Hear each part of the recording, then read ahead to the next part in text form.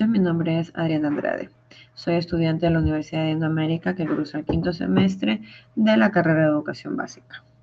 En esta ocasión voy a hablar sobre la conceptualización de la sociedad. Si bien es cierto, sabemos que la sociedad es un conjunto de personas que se relacionan entre sí de acuerdo a unas determinadas reglas de organización jurídica y consuetudinaria que comparten una misma cultura o civilización en un espacio o un tiempo determinado.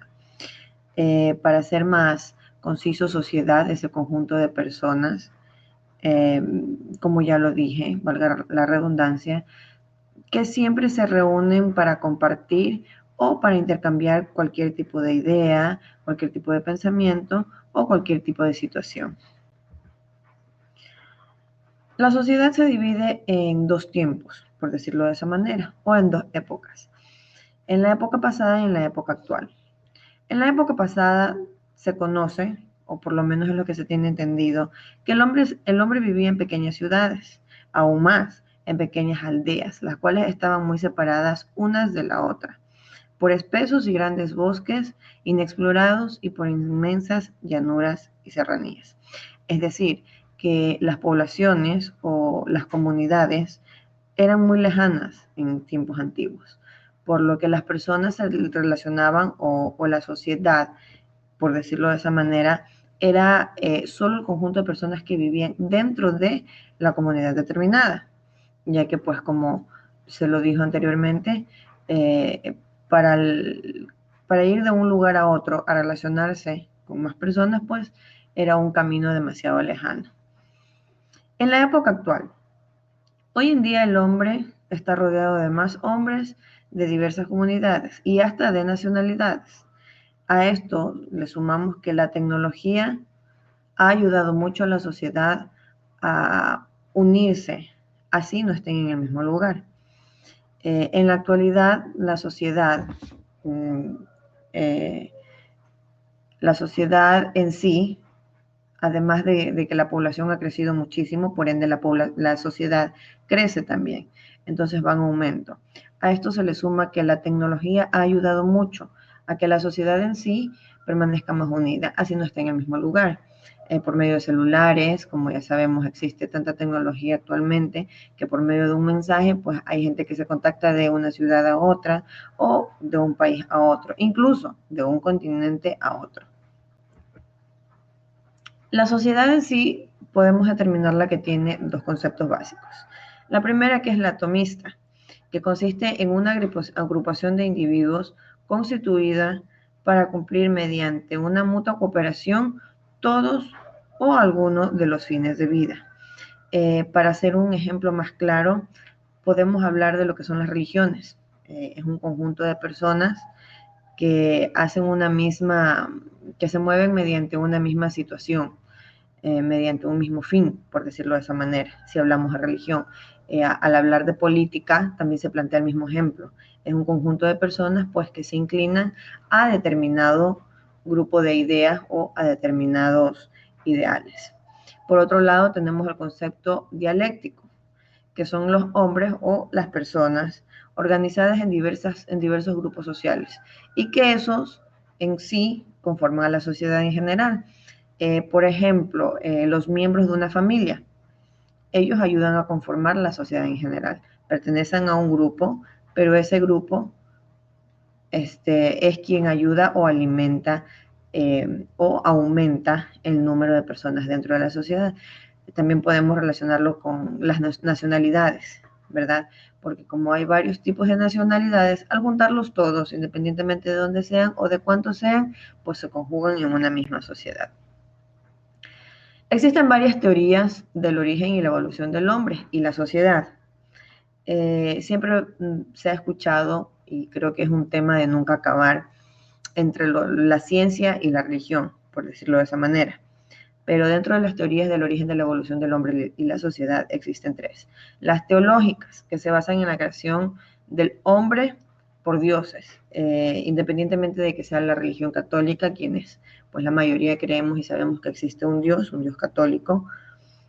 Existen también personas quienes creen en otros dioses. No olvidemos que hubieron tiempos en donde se creían en los dioses egipcios.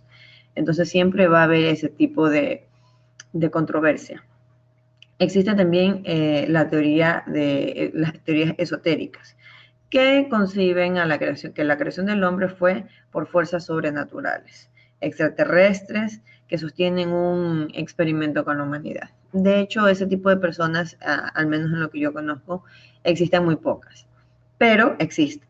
Entonces también hay cierto dilema con, también en ese sentido, con lo que es la creación del hombre.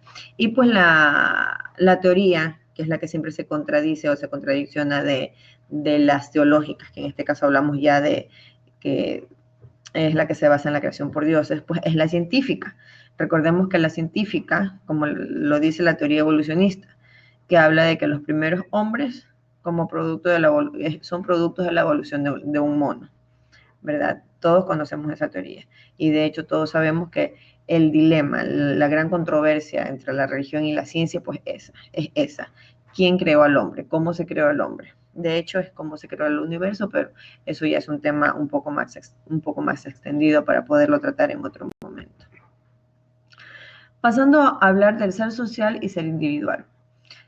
¿Qué es el ser social? El ser social como sujeto social es el ser humano que requiere de la interacción y de la convivencia con otros seres humanos para educarse, desarrollarse y hasta reproducirse.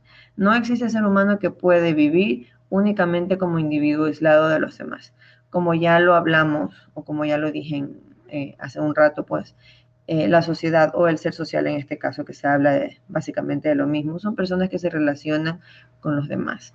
Un grupo de personas que de una u otra manera uno conlleva o uno va de la mano de la actividad del otro. Es el ser social. Y el ser individual. El ser individual consiste en que la individualidad es la dimensión básica del ser humano, que consiste en que cada hombre y mujer son diferentes a otros, tanto en lo físico como en lo psicológico, entre otros aspectos. El hecho de ser un ser social, pues básicamente también nos convierte en un ser individual. ¿Por qué?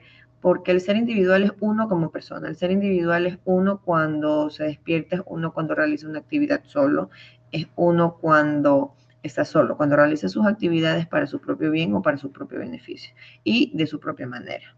Entonces creo que ahí espero y haya quedado un poquito claro lo que es el ser social y el ser individual. Y redundando en el significado de aquello, es la diferencia entre la acción individual y la acción social, como ya lo dije. Pues la acción social es un conjunto de actividades o de cosas que hacen las personas en conjunto para cualquier determinado fin. Un ejemplo muy claro puede ser los trabajadores de una empresa. Entonces ellos como acción social trabajan todos para el mismo fin, que es el beneficio de la empresa, que es que la empresa salga a flote.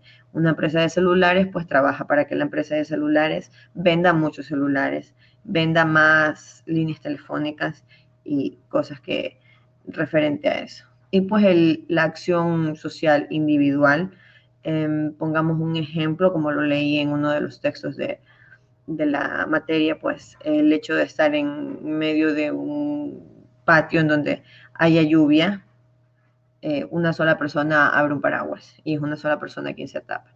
Eso es una acción individual, o sea, es la acción que realiza uno individualmente para su propio fin y beneficio. Pues habiendo sido esta la exposición de lo que son la conceptualización del ser social y del ser individual, muy agradecida.